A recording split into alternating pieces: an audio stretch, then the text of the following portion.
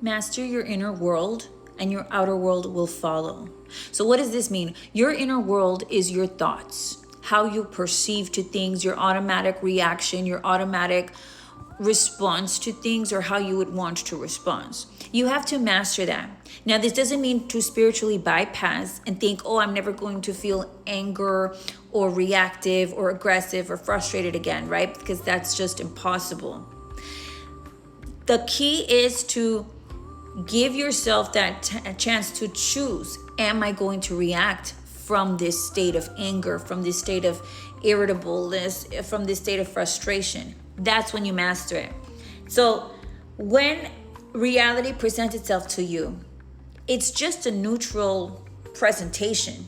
Reality is not over here thinking anything. It just is. You can't control the external circumstances, but you can choose on how to perceive it.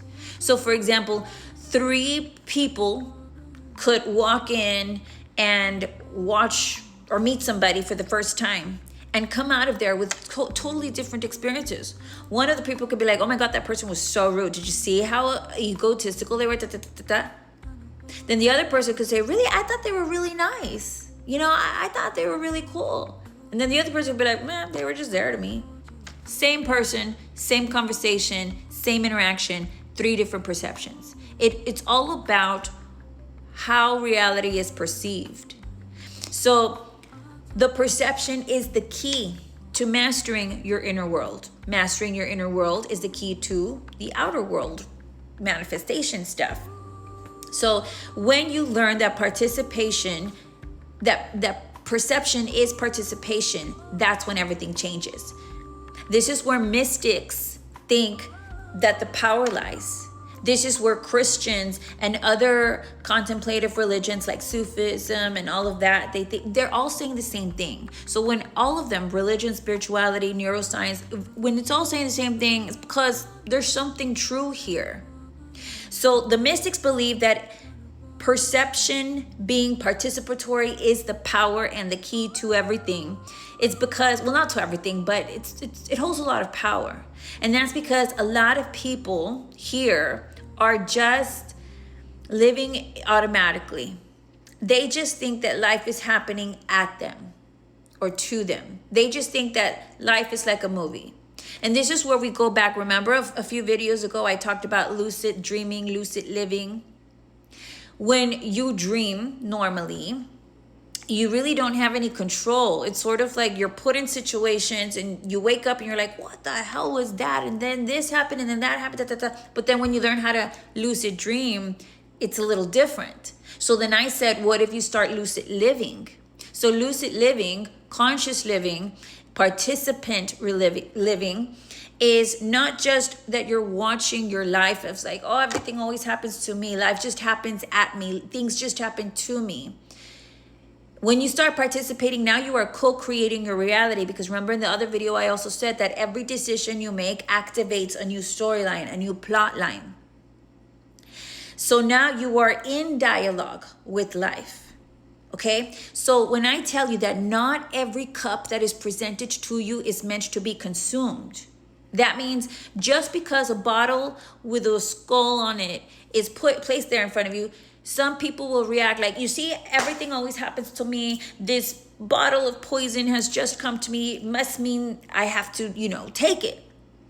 But when you choose, that's when you're like, why is this bottle here? Who put it here? What is that? Smell it, be like, okay, I'm going to walk away from it. I'm going to dispose of it. It's free will, right? Everything is free will. You choose how you react to the external circumstances. Reality just is. Reality doesn't change, but your perception does. And it's the same thing like with optical illusions. You might see the old lady, but then somebody's like, well, I see a young girl. The picture doesn't change. It's how the perceiver interprets it.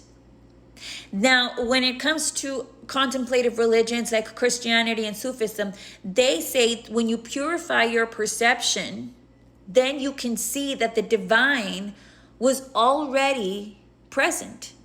It was always there.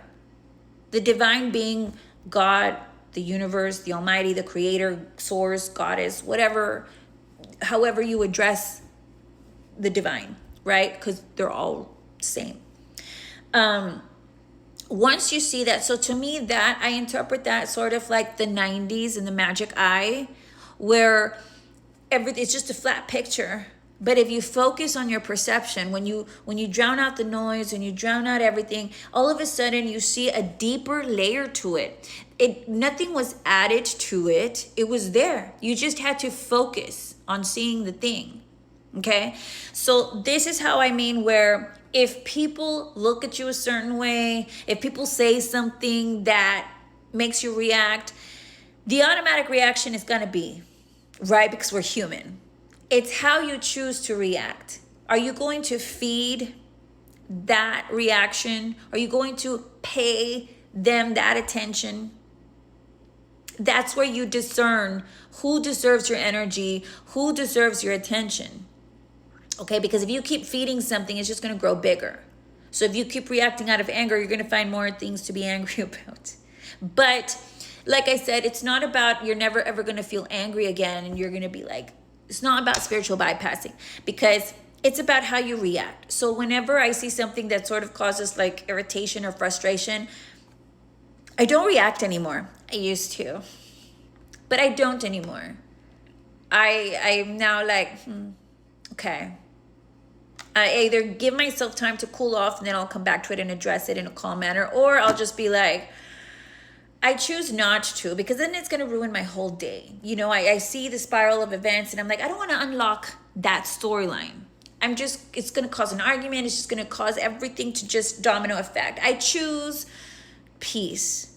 And when you choose peace, that's when you master your inner world.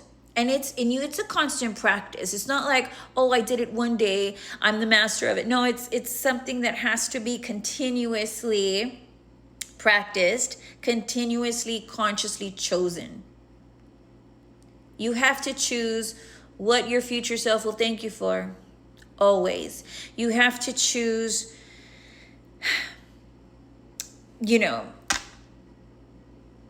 manifestation is not just, if I think it, it'll be my reality. If I think it, I'll receive it. It's more than that. Manifestation is becoming the person who consistently sees and feels and responds from a chosen state.